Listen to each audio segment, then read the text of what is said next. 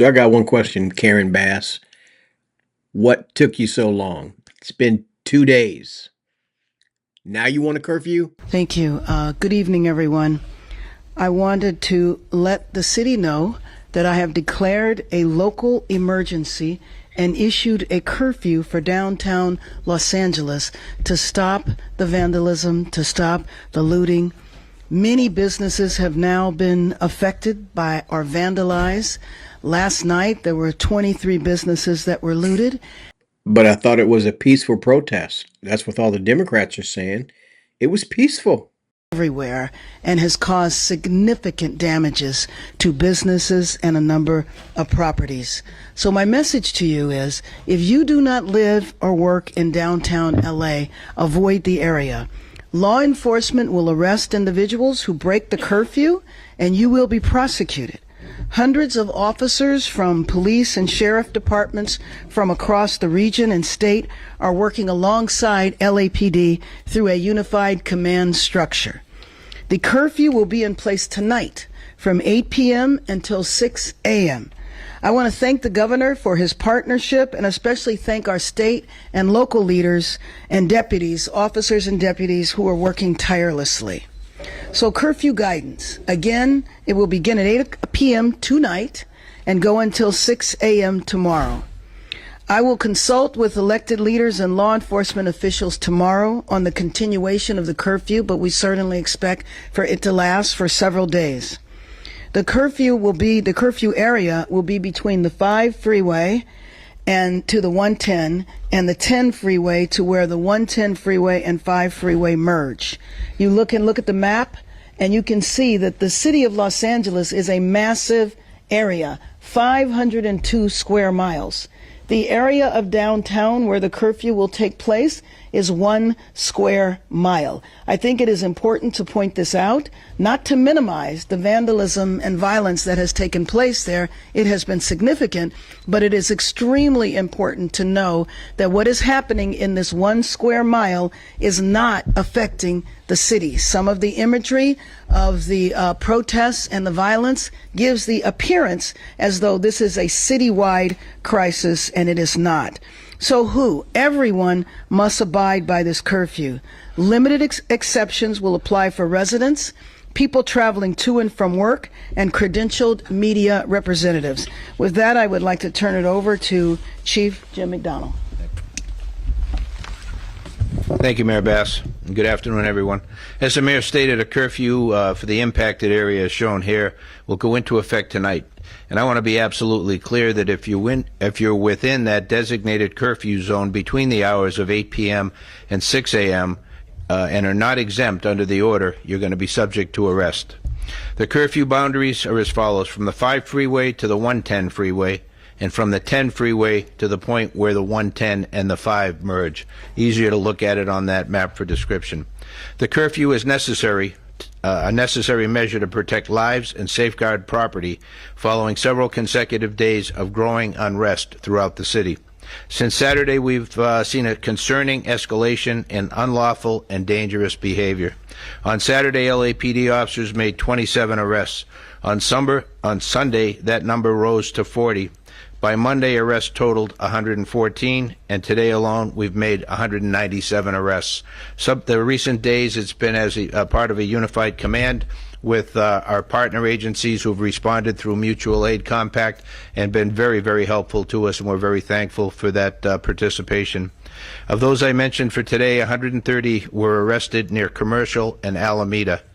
An additional 67 were taken into custody after unlawfully occupying the 101 freeway near Commercial Street. Our CHP partners were instrumental in that. So again, let me be clear that this behavior, blocking freeways, city streets, and on-ramps, refusing to comply with lawful dispersal orders, and interfering with public safety operations is dangerous, unlawful, and won't be tolerated. If you are in the curfew zone during the restricted hours without that legal exemption, you will be arrested. If you assault an officer in any fashion, you will be arrested. We're operating under a unified command with our partners at the Los Angeles City Fire Department, the Los Angeles County Sheriff's Department, the California Highway Patrol. We're fully coordinated, and our shared mission is clear: to restore peace and ensure the safety of everyone in our city. We previously mobilized part of our department at LAPD while keeping our ability to be able to provide the services that our community deserves going. We're going to be adding to that deployment with additional internal LAPD resources in the days ahead. The curfew does not apply to residents within the designated area, individuals experiencing homelessness, credentialed media, or public safety and emergency personnel. To be clear again, that's not about silencing voices or suppressing lawful protest. When that expression crosses into unlawful conduct, when lives are put at risk, and when our city's safety is compromised, we must act, and we will act.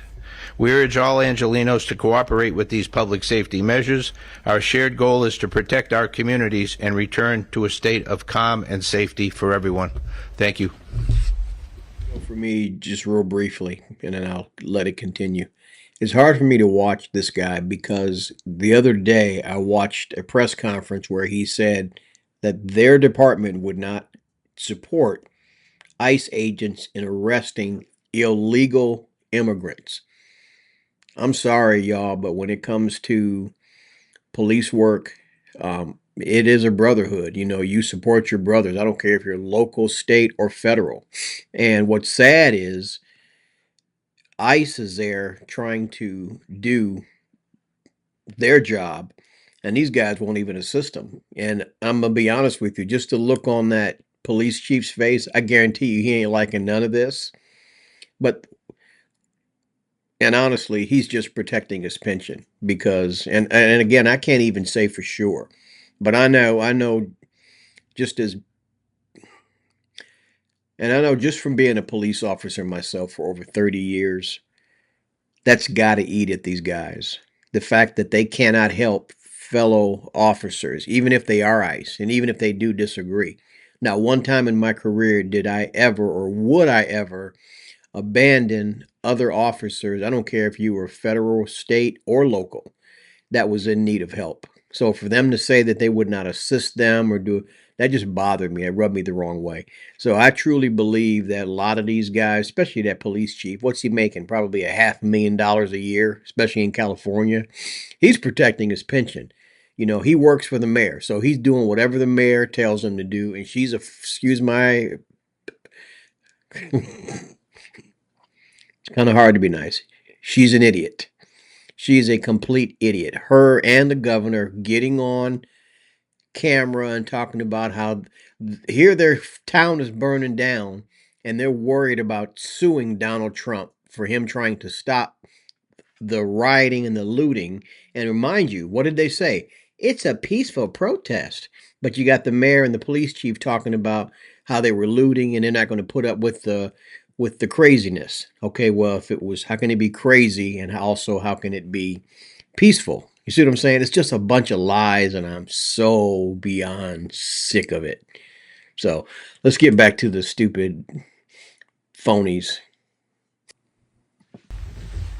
Let me introduce now the councilwoman who represents the majority of the district, Councilwoman Isabel Hurato. Thank you. Thank you, Mayor. I'm here today not just as the council member who represents downtown LA, but as its advocate who deeply loves and believes in this community. The history of Los Angeles began right here in downtown, where 200 years later, the grouping of historic neighborhoods remains the beating heart of our city, a place with rich culture and deep community. Downtown LA is a place where workers clock in before sunrise and small business owners know their customers by name, where neighbors greet each other on the sidewalk, and where generations of families have built lives, shared stories, made memories together side by side.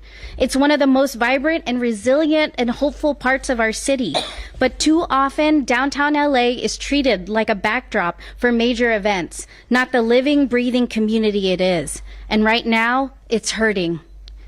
I am deeply proud that downtown has always been the place where Angelenos from all over the city gather to peacefully protest.